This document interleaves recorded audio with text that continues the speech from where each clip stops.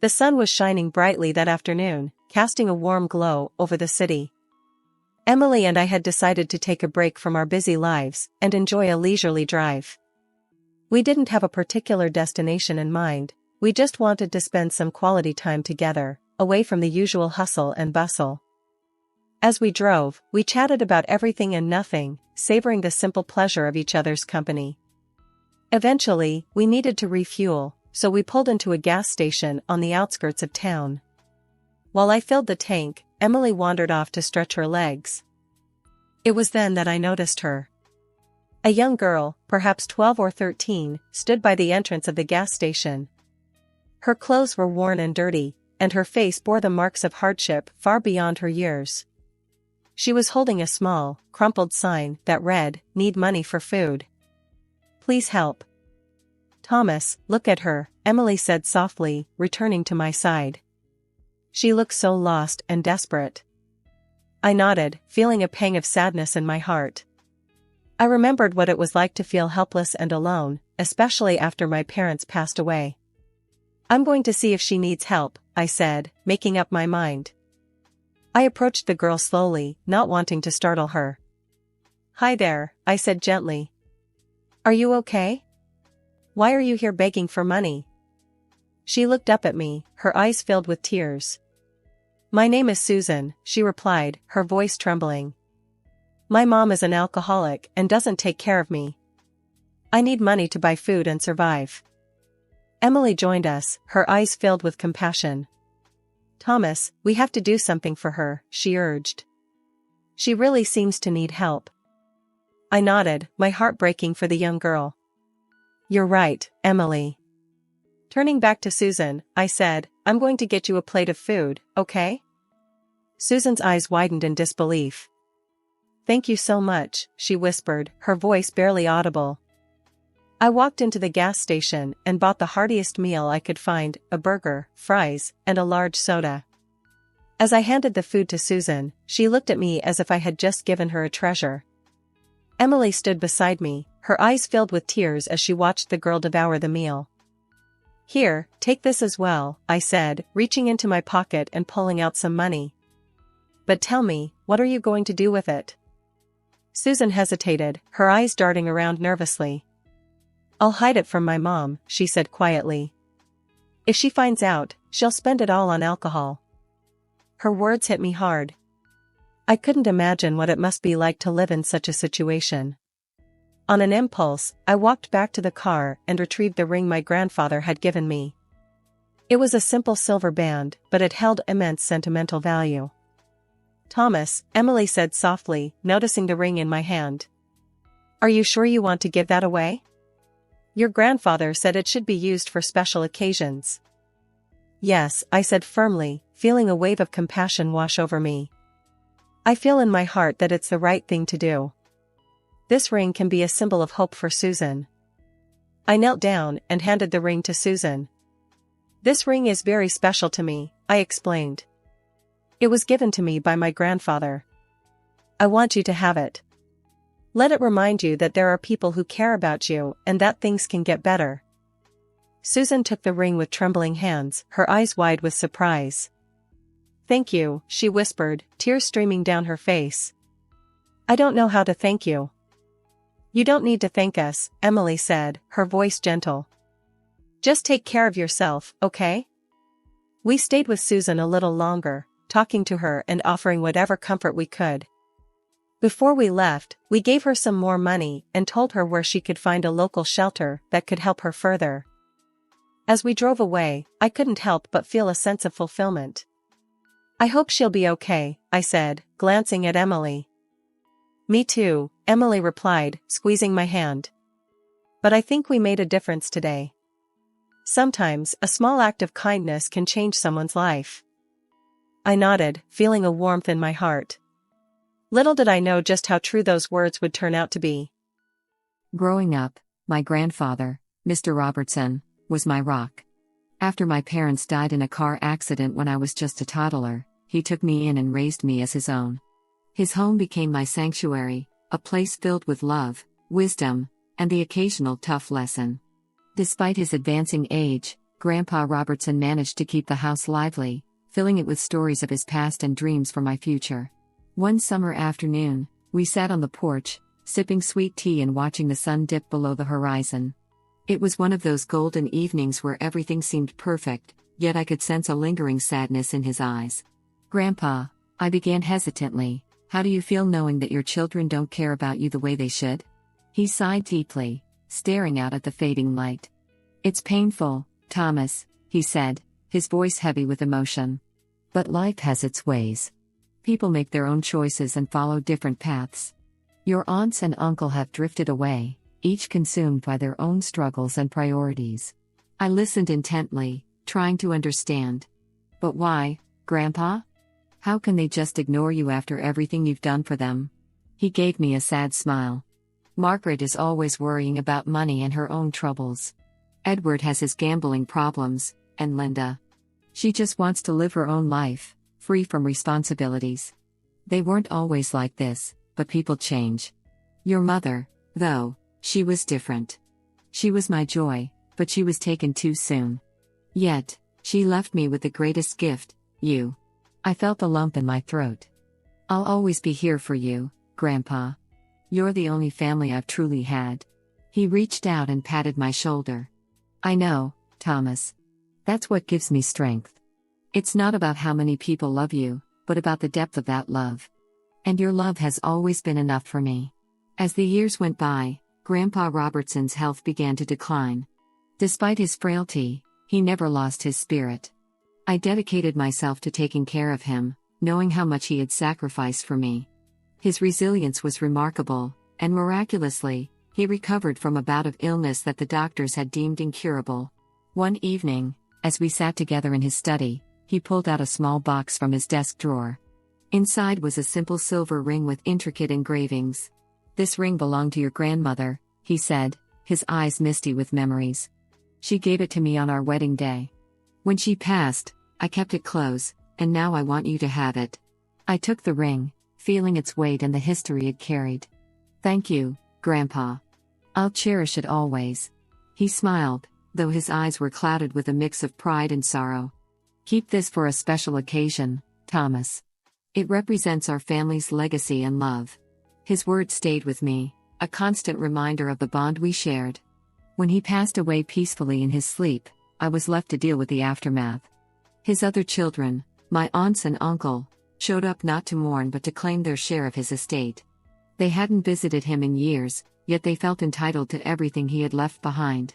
The day after the funeral, I was sitting alone in the house, feeling the weight of the world on my shoulders. The doorbell rang, and when I opened it, there stood Aunt Margaret, Uncle Edward, and Aunt Linda. "Thomas, we need to talk," Aunt Margaret said, her arms crossed and her expression stern.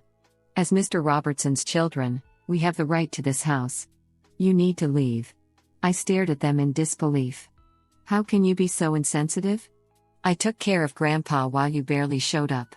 Now you want to take the house he left me?" Uncle Edward, growing impatient, stepped forward. "It doesn't matter what you did, Thomas. We are his children, and the law is on our side. You have 3 days to vacate." Desperate, I sought help from a family friend who was a lawyer.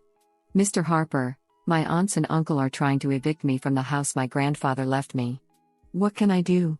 "Thomas, I understand your situation," Mr. Harper said sympathetically. "But the legal process is slow. I'll check if your grandfather left any will or document that might help you, but I can't guarantee we'll resolve this in 3 days." Feeling desolate, I thanked him and hung up the phone. The fight for the house would be tough, but I had no choice but to confront my relatives and defend my grandfather's legacy. Later that evening, Emily came over. She had been my rock through all of this, always there with a kind word or a comforting hug. "I'm so sorry, Thomas," she said, sitting beside me on the porch. "This isn't fair. You were the one who took care of him. You deserve to stay here." I nodded, feeling the weight of my sorrow and frustration. "I know, Emily. But they have the legal right, and I don't know if I can fight them." She took my hand, her eyes filled with determination. "We'll figure something out. You won't go through this alone." Her support meant everything to me. Despite the looming eviction, her presence gave me a glimmer of hope. Little did I know that an unexpected ally was about to change everything. 3 days later, I stood in the doorway of my grandfather's house, the only home I had truly known, waiting for what I knew was coming. The past few days had been a whirlwind of anxiety and desperate attempts to find a solution. Despite my efforts, the clock had run out. The sound of heavy knocks on the door echoed through the house, jolting me from my thoughts. I took a deep breath and opened it to find 2 police officers standing alongside a stern-looking woman who seemed vaguely familiar. She had a commanding presence, her uniform immaculate, and her expression professional yet compassionate. "Thomas Robertson?" she asked, looking directly at me. "Yes, that's me," I replied, feeling a knot tighten in my stomach. "I'm Officer Susan Carter." "We're here to enforce the eviction order," she said, her tone firm but not unkind. As I stepped aside to let them in, something about her struck me. It was her eyes, there was a familiarity there that I couldn't place immediately. Then, my gaze fell upon the ring on her finger. My heart skipped a beat. "Susan? Is that really you? The girl from the gas station?" Susan's eyes widened in surprise, and a warm smile spread across her face. "Yes, it's me, Thomas. I never forgot your kindness. It changed my life." Tears welled up in my eyes, a mix of relief and the overwhelming emotions of the moment. "I can't believe it's you. How have you been?" "It's a long story," she said, her voice softening. "But first, let's deal with this situation." Turning to the officers, she spoke with authority. "Please give us a moment." The officers nodded and stepped back, giving us some space. Susan then pulled out her phone and made a few calls, her expression one of intense focus and determination. After a few tense minutes, she hung up and turned to me. "Thomas, we have to follow the process for now, but I promise I'll do everything in my power to help you. This isn't over." Despite the uncertainty, her words gave me a glimmer of hope. "Thank you, Susan. I don't know what to say." "You don't have to say anything," she replied with a reassuring smile. "Just hang in there." That evening, with nowhere else to go, I found refuge at Emily's house. She welcomed me with open arms, her home a sanctuary amidst the chaos. "I'm so sorry, Thomas," Emily said as she led me to the guest room. "You can stay here as long as you need." "Thank you, Emily," I said, my voice choked with gratitude. "I don't know what I would do without you." "We'll get through this together," she assured me. "You're not alone." The next 2 days were a blur of legal consultations and emotional turmoil. Susan kept me updated on her progress, her unwavering support a beacon of hope in the dark. Then, on the 3rd day, she called me with surprising news. "Thomas, I need you to come with me," she said over the phone. "I found something that might change everything." Curious and cautiously optimistic, I agreed. Susan picked me up, and we drove to a modest house on the outskirts of town. When we arrived, an elderly woman greeted us at the door. "Thomas, this is Sophie Church," Susan introduced. "Your grandfather trusted her with something very important." Sophie smiled warmly and invited us inside. "Your grandfather and I were close friends," she explained. "Before he passed, he transferred the house and some of his most cherished possessions to my name, fearing that his children would try to take everything. He asked me to hold on to it until the time was right." I was stunned. I had no idea. "Why didn't he tell me?" "He wanted to protect you," Sophie said gently.